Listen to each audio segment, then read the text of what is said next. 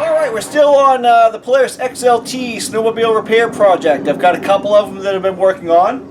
And on this one, we just got done replacing the fuel tank pickup line and screen. So I'll link to that video at the end of this one. And next, I'm going to rebuild the fuel pump. It's pretty straightforward. It's pretty inexpensive to do.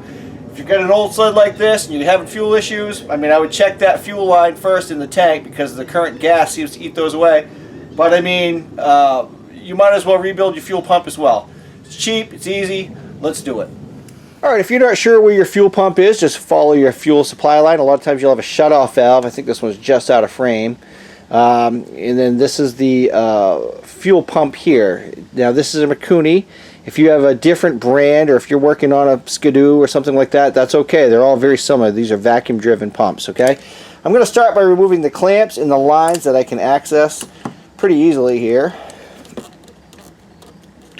And just keep track of which lines go where, right? That's going to be important when you hook it back up.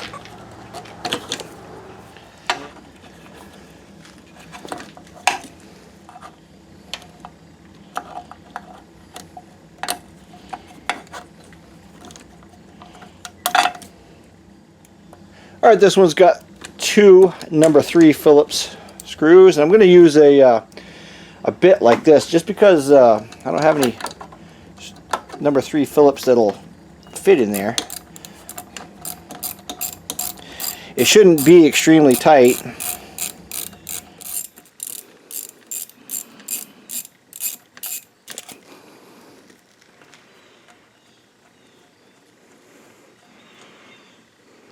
And don't lose the washers. Little star washer on there.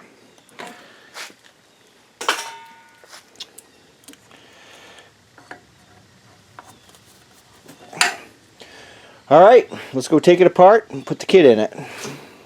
Alright, so we'll start by removing all of the screws around the outside of this fuel pump here. Okay.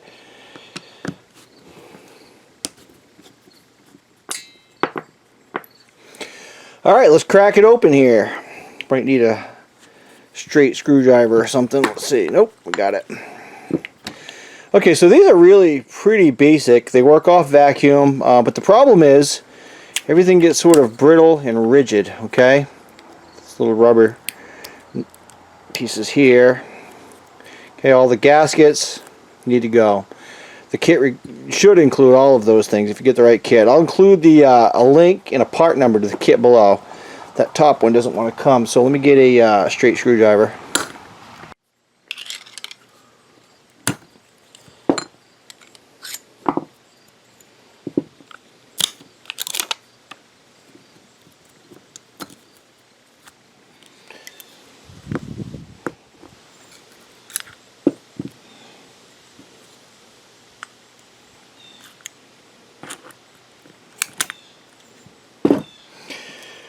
Alright, I'm going to take these pieces, go clean them up. I'm going to clean the mating surfaces. You might need to take a razor blade and just get sort of some of that gasket residue off. And get them as clean as possible, and then we'll install the kit. Alright, I thought I'd give you a shot of everything that this kit includes, and I'll link to the kit down below, but I guess I would suggest before throwing out your gaskets or any other pieces that we remove during disassembly, make sure the kit you purchase includes everything, because I've read in forums that some don't, okay? Let's go ahead and get this thing reassembled, and you may be thinking, how am I going to know where everything goes, right? Something I didn't show on disassembly was that these two pieces have a little notch here that show that that's how they line up. Now another thing is, on the back side here, there are arrows, and they match the front side. And also you have this center divide here. Obviously there's a hump, so that would go like that. Alright, and if you notice, the gaskets have the same thing. Alright, let's go ahead and get this thing assembled real quick. I like to start by taking 2 screws like this, and sometimes they fall out, but okay, so we have a gasket, this plastic, and we have another gasket. Okay. Now the gasket material on the upon disassembly, this was a rubber gasket and this was sort of a cork gasket. Okay, it doesn't make a difference. All right. Before we go too much further, let's get these installed. These little rubber pieces need to go through these little plastic pieces, I guess you'd call them. I guess these are. And this is probably the most difficult part of the whole process, really. It's not difficult, just sometimes getting them through here. And you can tell which side goes where, right? This one here is the side the plastic ring goes on, and on the other side you'd have the same thing. Alright, next you have to get them in through the holes here. And what I like to do is just get one side started. I'm just going to take my awl here and just kind of compress the rubber a little bit so that it wants to go. And then on the back side, I don't know if you can see it or not, make sure that it's all the way through. Like that side's not all the way through. Okay? Just like that. And you can hit it with a little bit of carburetor cleaner or something just to make it slide a little easier.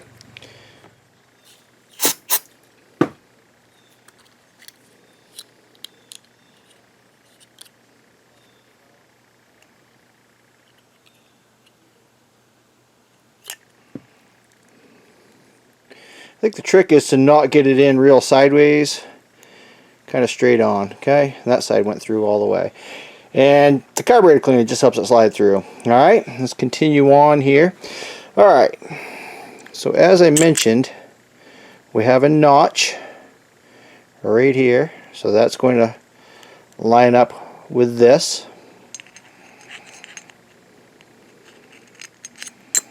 Right there. Oop.